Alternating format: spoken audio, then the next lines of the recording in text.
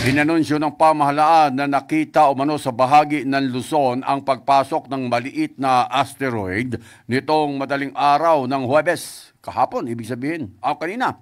Ayon sa report, ang asteroid 2024 RW1 ay nakita lamang ilang oras bago tumama umano sa mundo.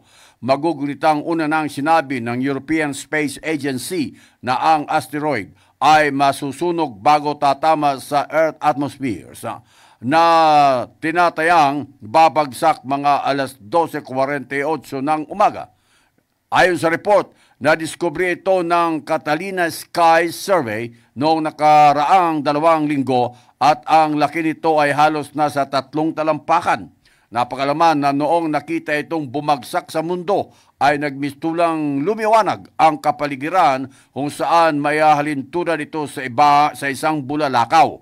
Ayon sa mga scientist, ito na rin umano ang pang-siyam na asteroid na nakita bago ang pagtama nito sa mundo. MH Balita ng Bansa.